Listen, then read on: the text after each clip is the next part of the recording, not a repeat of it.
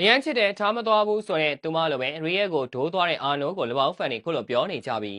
ပရိသတ်များအားလုံးပဲမင်္ဂလာများဝေလူကျော် iMac ကိုရှီကို Sport Area ကနေပြန်လည်ကြိုလိုက်ပါတယ်လပောင်းပရိသတ်တွေကတော့ FIFA မှာပဲဝယ်လို့ရမယ်ပါညာဆိုပြီးမှ Real Madrid အသင်းစီအလွတ်ပြောင်းရှေ့ခြင်းနဲ့လက်တော်မဲ့အာနိုးကိုပေါက်ကွဲနေကြပါတယ်အရန်ချစ်တဲ့ထားမသွားဘူးနော်ဆိုတဲ့သူမကိုတော့ပြည်သတိရမိတဲ့အခိုက်အတန့်မျိုးပဲဖြစ်ပါတယ်အပြုံးချိုချိုလေးနဲ့လူတွေကိုလှည့်စားသွားလိုက်တာများလိန်နာကိုတော့တကယ်လို့ယုံစားမိခဲ့တာပါပဲအာနိုးကလပောင်းဘက်ကစာချုပ်တိတ်ကမ်းလှမ်းနေမှုကိုတောက်လျှောက်ညင်းပယ်ထားခဲ့ပြီးအခုလိုစာချုပ်ကိုမှ Real စီပြောင်းလာတယ်ဖြစ်ပါတယ်အာနိုးလိုကဘာအကောင်းဆုံးညာနောက်ခံလူကိုအလွတ်ပြောင်းရွှေ့ခြင်းနဲ့ခေါ်ယူနိုင်ခဲ့တာဟာ Real အတွက်တော့အမြတ်ထွက်တာပဲဖြစ်ပါတယ်လပောင်းအတွက်တော့အသင်းအကယ်ဒမီထွက်ငယ်မွေးချန်ပါကစားမလေးတူကြောခိုင်းထွက်ခွာသွားတာကိုခံလိုက်ရတာပါအာနိုးဟာလပောင်းမှာဂျရက်ချီယာနေမဲ့သူအနာဂတ်အသင်းကောင်းဆောင်ငငယ်ရွယ်နဲ့အသင်းကဏ္ဍဝင်ဖြစ်တဲ့သူအဖြစ်FV ကသတ်မှတ်ထားတာပါအခုတော့အာနိုးတယောက်လပောင်းကိုအကျိုးမြတ်မရစေပဲအသင်းကနေထွက်ခွာသွားပါပြီတန်ရုံနာမည်စားထွက်ခါစားကစားမတွေတော့ပေါင်တန်း50-60ဈေးပေါက်နေခြင်းအာနိုးဆိုတာတန်းတရာအထက်ကစားမမျိုးပါတဘာဘူးတို့အကယ်ဒမီထက်ကစားမကိုရောင်းနိုင်ရင်တမိတ်ဝင်အိမ်ဝင်ရတဲ့သမျှပြောင်းရွှေ့ခြင်းအတရင်တွေကြီးပါပဲ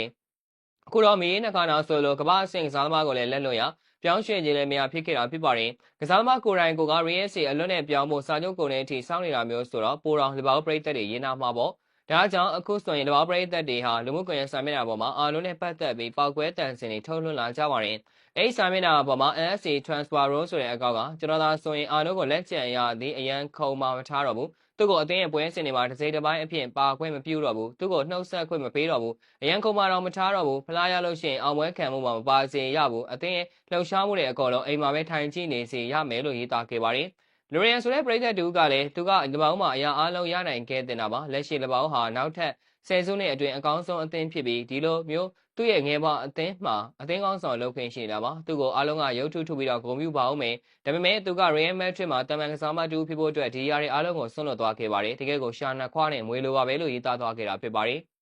ဒီမှာပရိသတ်တွေအားလုံးဒီမှာဟာအာနိုးအပေါ်မကျင်တတ်မှုကြီးတွားနေတာဖြစ်ပါတယ်ဒီမှာအာနိုးကလည်း2023နိုဝင်ဘာတုန်းကသူ့ကို Real Madrid ကခေါ်ဖို့ကြိုးစားနေတဲ့အပေါ်သူတို့ငါ့ကို FIFA မှာပဲဝယ်လို့ရမှာပါလို့ပြောခဲ့မှုတာပါဒီတော့လပောင်းပရိသတ်တွေကလည်းအာနိုးဟာ FP မှာထာဝရကစားမဲ့သူလို့သတ်မှတ်ခဲ့ကြတာဖြစ်ပါတယ်အကယ်၍ပြောင်းလဲခဲ့မယ်ဆိုရင်တော့မှအခုလိုမျိုးအာနိုးအနေနဲ့ Real ကိုအလွန်ကြီးနဲ့တော့ပြောင်းလဲမယ်လို့တော့မထင်ခဲ့ပါဘူးပြောင်းခဲ့ရင်တော့ပြောင်းရွှေ့ခြင်းလေးပါလေးနဲ့ပြောင်းမယ်လို့ပဲတွက်ဆထားခဲ့တာဖြစ်ပါတယ်အခုတော့အာနိုးကစာချုပ်ကုန်နေထိစောက်ပြီးပြောင်းသလိုဖြစ်နေပါတယ်အာနိုးအနေနဲ့ Real မှာတပတ်လောက်ခလာစာပေါင်း2သိန်းကျော်သာရမှာဖြစ်ပါတယ်လက်မှတ်ထိုးကြည့်တော့ခံမများရသွားမှာပါ Real မှာကစားသမားတွေဟာလောက်ခလာစာနေချပေမဲ့ပေါ်ရင်ကျေးတက်လာတာကြောင့်လောက်ခလာစာနှုံးထက်ပုံမမမောစရာဖြစ်နေတာဖြစ်ပါတယ်ဒါကြောင့်အရန်ချစ်တဲ့ထားမသွားဘူးဆိုတိုင်းလည်းရုံမနေနဲ့အောင်လို့ပြောရင်ညီကုန်းချော်လိုက်ရပါတယ်ခင်ဗျာโอเคပါဗျာဗီဒီယိုလေးကတော့ပါပဲနောက်နေ့မှာလည်းအားကစားနဲ့ပတ်သက်တဲ့သတင်းကြောင်းတွေကိုတင်ဆက်ပေးတော့မှာဖြစ်တာကြောင့်ကျွန်တော်ရဲ့ page တွေကို like and follow လုပ်ပြီးဒီဗီဒီယိုလေးကိုလည်း share ပေးကြပါဦးလို့ပြောရင်းနဲ့ညီကုန်းချော်လိုက်ရပါတယ်ခင်ဗျာ